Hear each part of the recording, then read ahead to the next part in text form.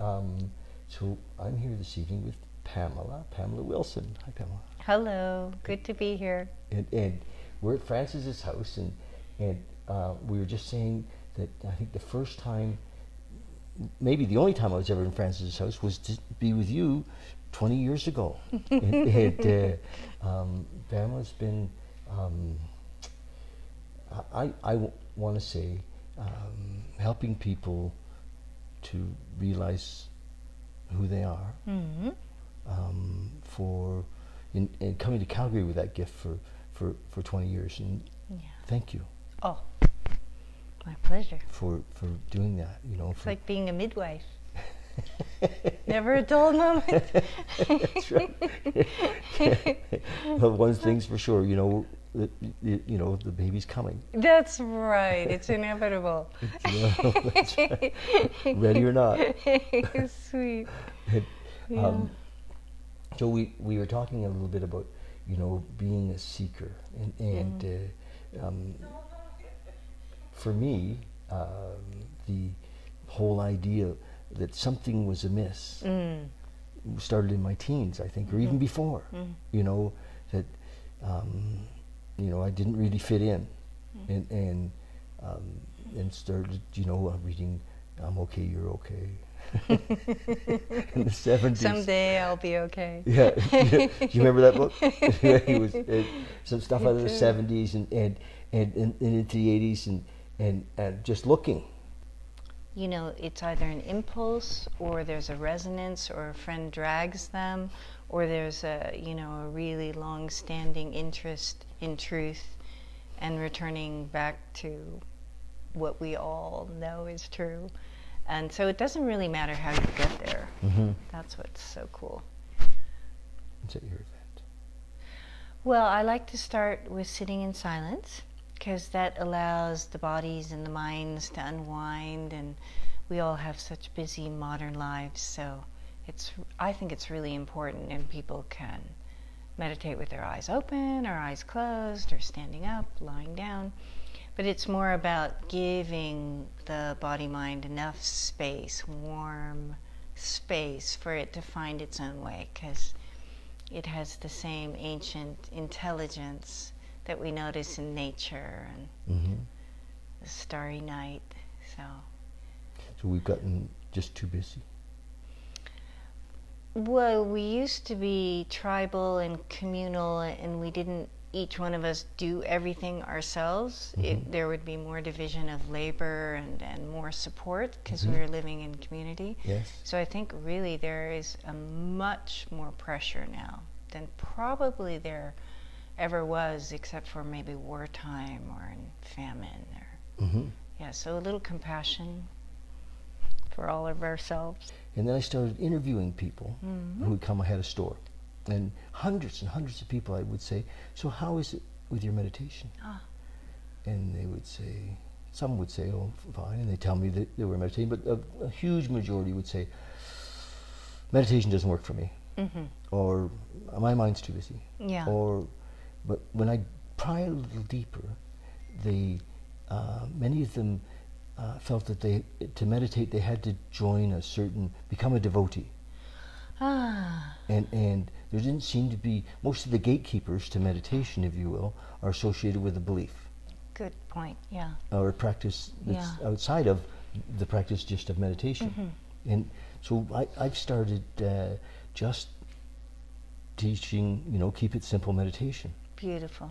You know, you don't have to come to a yoga studio.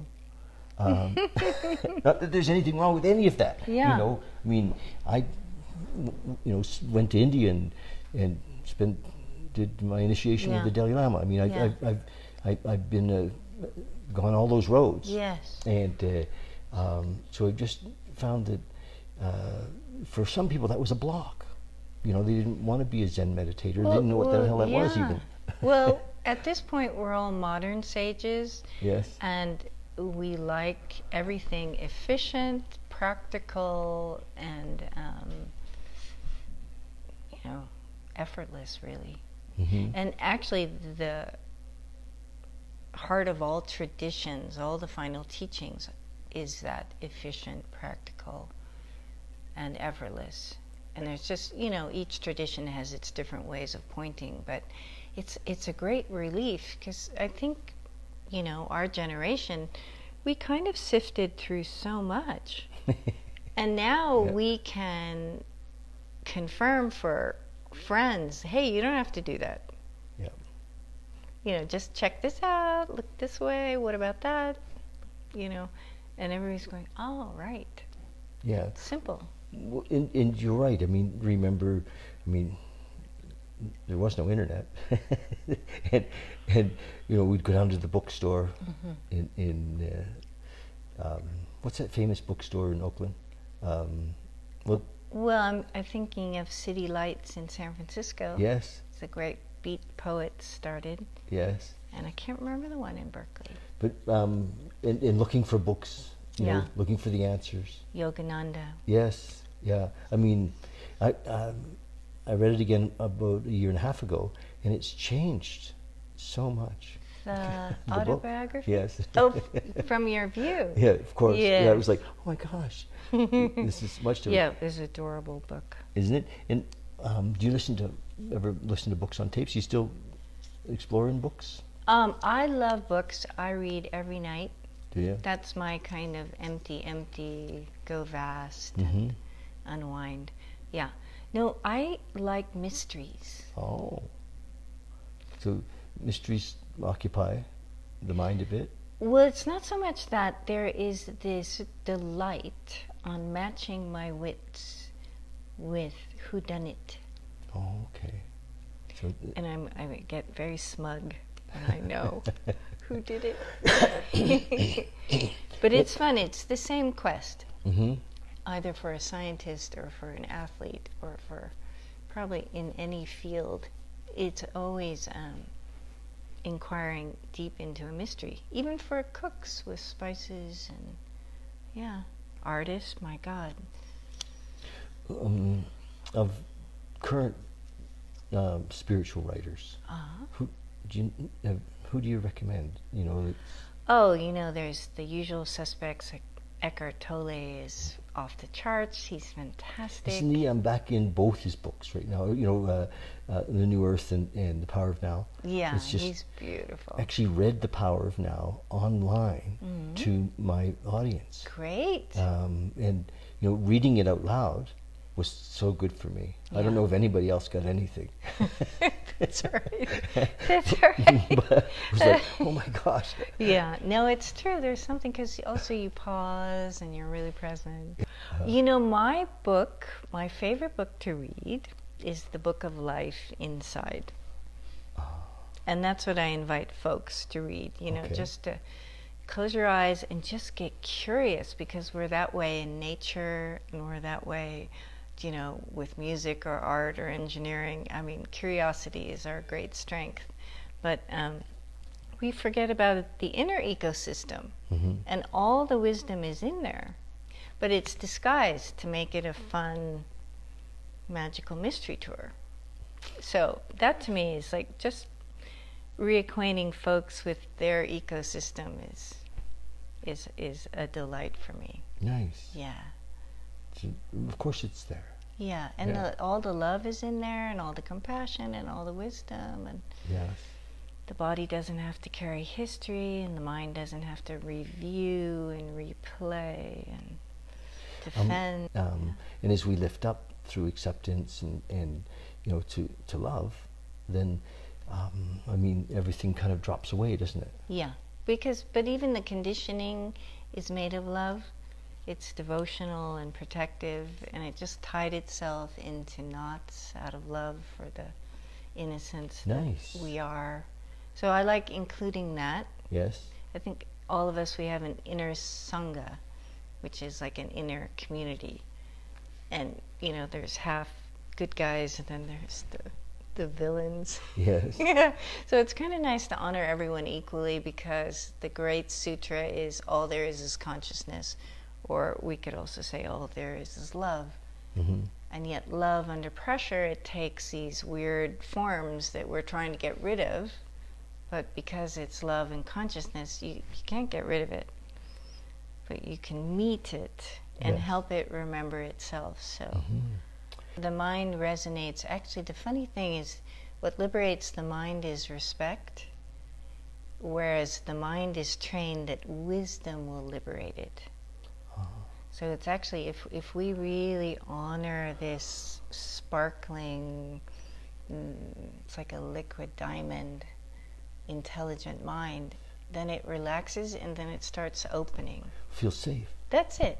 And then if you bow as it starts to sort of stretch into the space around the head, then it keeps going. And then you can say, yes, yes, yes. And then sometimes the mind will go, oops, goes back to the known, the little cranium.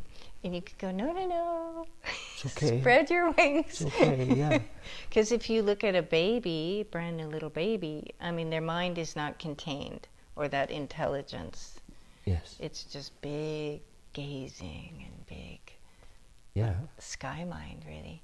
And then in school we're taught to concentrate and focus, which is a great gift, but then the mind gets kind of stuck because it believes the great promise that wisdom would liberate it and give it value and understand it, respect knowledge, it.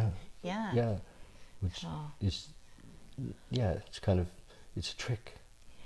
Well, it's a trick, and it's pretty exciting because the mind is infinite, and it could collect information from all galaxies, and it would still be going, cool, more please. More please. Because it is infinite, you know? So we have to really honor that. I mean, nobody has ever quelled curiosity or creativity or... No. No. So, do you think that trauma sometimes really nails the mind down in a certain way? It's, keeps it contracted. If we've had there seems to be, there's a lot of talk these days about trauma and about especially around addictions and so if people have been in an extremely terrifying situation. Yes. I mean, of course, love will open that up. Yeah. But it's not someone else's love that will open that up. Right. It's the love. Yeah, within us. Because trauma will trust the heart, its own heart, so to speak, the resident sage. Within, you could have 100 sages really honoring somebody with trauma, and they'll relax halfway.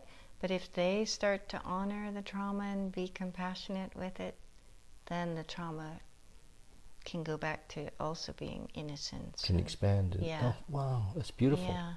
So we have no idea. The reason actually in our culture not to love and honor ourselves is basically so the field does not expand. No, honestly. Yes. Because in past tribal politics, you want your team to stay small and manageable. That's it.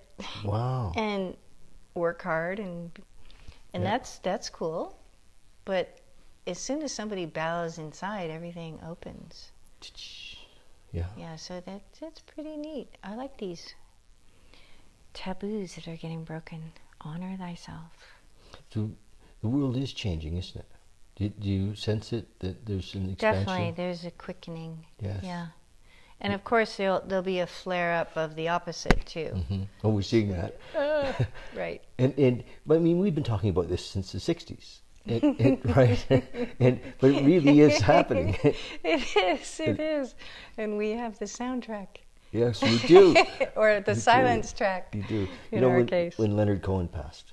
I don't think he went anywhere. No, I'm sure he didn't. But you know what I mean. Yeah. It's like, because he was the soundtrack. Yeah, beautiful guy. Yeah. Did you ever meet him?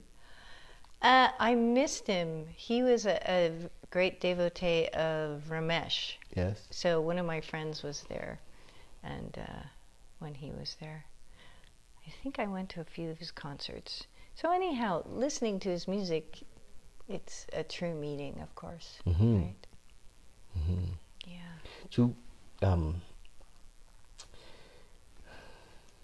I like what you just said. That no amount of love outside can can heal, or not even the word isn't heal, but allow the trauma to relax. Yeah, or bring everything home. Yeah. And it's kind of cool how nature designed it, because it's the confirmation that each one of us is the sage. Yes. You know, because we could sit with a great master, or, you know, hike in the Himalayas or in your great Rocky Mountains here, and there'll be relaxation and expansion, and the transmission from the mountains and the lakes and will really soothe. But then if we add devotion and gratitude inside to that, wow, that's when timeless liberation happens. So what does devotion look like? Respect. I mean, you know how we are all adoring trees and rivers and lakes and ocean and whales and everything. To have that natural devotion turn around and include the mystery within, Mm-hmm. and include our own unique embodiment, Mm-hmm. ooh, that's when, I don't know, it's pretty exciting. So you're in the empowering business, in a way. I'm in the invocation business because it's already there. Okay. But I'm just calling it forth. So, you know, that's beautiful. Because I mean, the main mischief has been for most of us, because when consciousness embodies, it has an affinity for humility, and it has an aversion for arrogance. So it'll just hang with humility and have its aversion to arrogance. So it'll never claim, I am that I am. Mm-hmm. It'll never claim that there's wisdom within or compassion within, or it's gotten some clues that have really helped. Yeah? So it's sweet to honor that essential humility, but to see the sage that's right behind it, that is certain, rooted, unshakable, and it's right behind the shakeable. So it's great mischief to play. Nice. I love it. I find, you know, I'm doing a lot of these videos, and sometimes I'm just speaking what's happening to the camera and sharing, and I do find there's a resistance that says, you can't do this. You know, Sweet. Do you know what I mean? Yeah. And just like But you said. But that's the natural humility, because it's actually even in consciousness, it's not just human, because we see it in the animal world. It's an elemental humility, and it likes being seen and not seen. So it's kind of such a gorgeous play. Like, you know, I often see, you know, how the deer comes out of the forest, and maybe half of its face and one ear is in a shaft of sunlight. But the other one is very cautious. The other half, forget it, I'm not going out there till I check it out. Mm-hmm. Yeah, so I think that's also built into our DNA. Yeah. Nice. It's beautiful. So when you sit with people, like you sometimes support in private sessions, and because you don't do therapy. This is not therapy. No. This is. I'm just calling forth the one heart, the one sage, the wisdom within. Wow. And it's so simple, because now, if it wasn't there already, I'd have a really tough job. I'd quit. But since it's already there, it's like a breeze. It's like a breeze. It's just like, look there, check that out, 2 bows, say thank you, and all of a sudden, you know.